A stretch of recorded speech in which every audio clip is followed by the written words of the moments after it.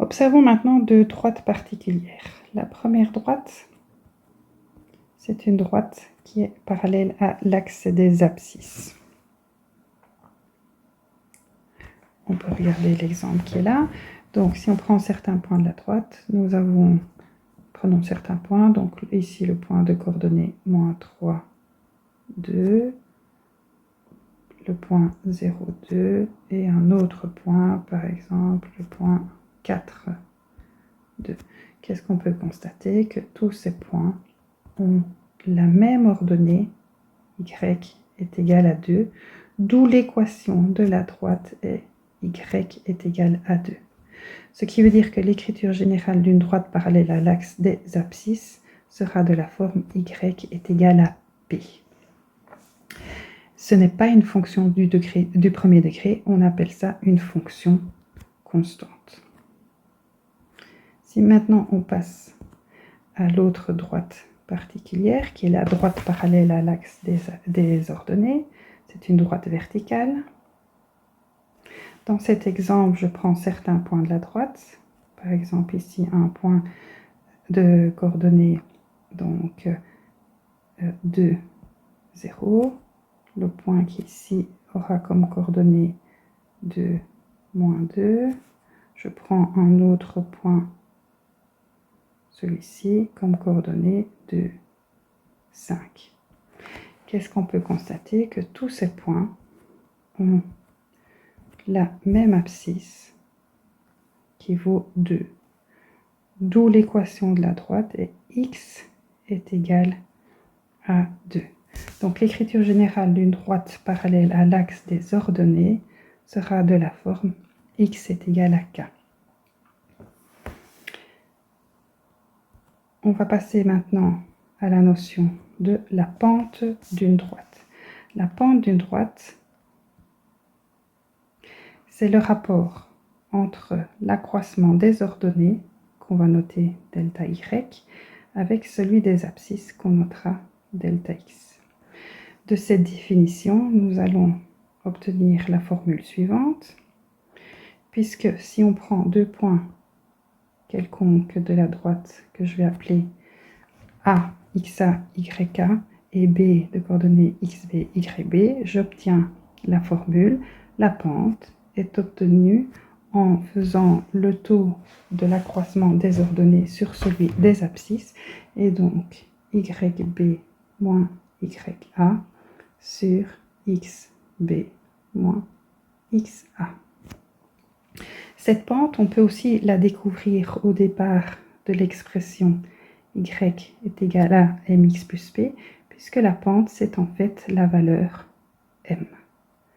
Donc, la pente, c'est le coefficient de x. Alors, on va prendre les deux exemples ci-dessous et on va appliquer tout ça. Donc, première droite, c'est la droite y est égale à 2x plus 4. Le m ici vaut 2, ce qui veut dire que la pente est égale à 2. Dans l'autre exemple, le m vaut moins 5 quarts, et donc on a que la pente est égale à moins 5 quarts. Voilà. Ça, c'est au départ de l'expression mx plus p. Maintenant, si on regarde la représentation graphique et qu'on voit deux points particuliers de la droite, on prend par exemple le point A, 0, qui sera 0,4, et le point B, qui est 2,8. Et qu'on applique la formule, on va alors faire le rapport de l'accroissement des ordonnées. Donc, le rapport de l'accroissement des ordonnées, donc 8 moins 4, sur l'accroissement des abscisses, 2 moins 0. Et donc, si on fait le calcul, on obtient 4 sur 2, et donc on obtient 2, qui est bien la valeur de la pente qui était au niveau de l'expression mx plus p. Faisons le même calcul pour la deuxième droite. Notre point A sera le point 0,6, le point B le point 4,1, qui font tous les deux partie de la droite. Si on applique la définition et donc la formule, calculons le taux de l'accroissement des ordonnées. Donc, on va faire 1 moins 6 sur l'accroissement des abscisses. Donc 4 moins 0. Et on obtient au final moins 5 quarts. Moins 5 quarts, qui était bien la valeur qu'on avait trouvée dans l'expression analytique. On peut également trouver cette pente en observant la représentation graphique et en traçant un petit triangle rectangle partant du point A pour aller vers le point B. Donc, ici, pour aller de A en B, je vois que la variation des abscisses est de 2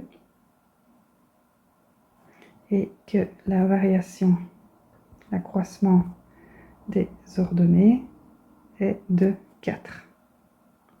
Comment je fais pour l'observer? En comptant tout simplement le nombre de petits carrés. 1, 2, 3 et 4. Et donc, après, je peux calculer et faire 4 sur 2, ce qui donne bien une pente qui vaut 2.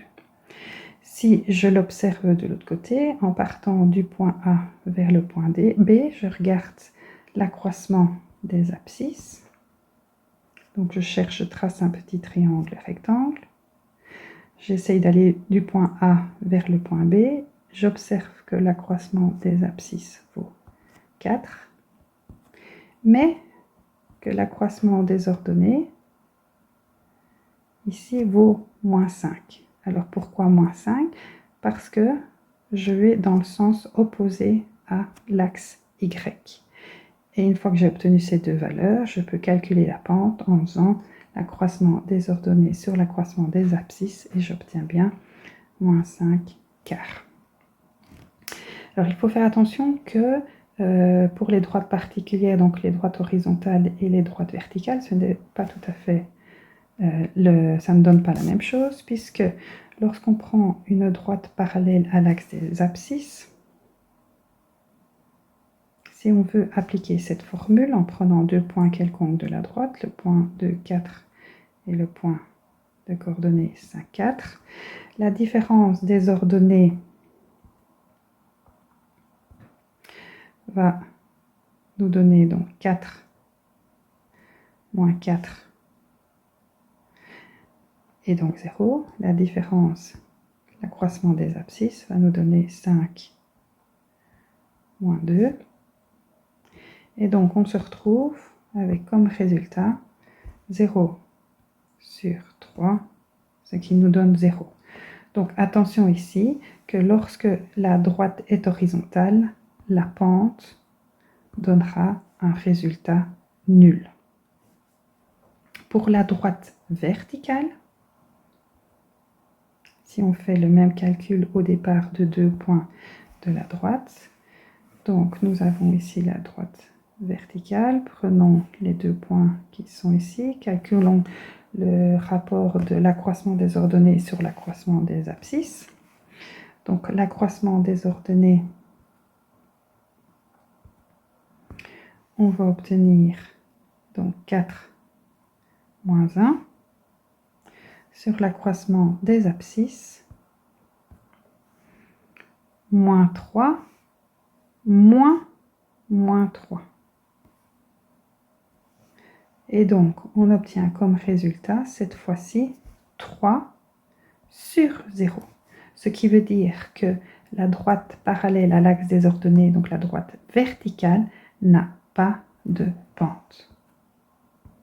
Donc, ce sont les deux cas particuliers à tenir en compte.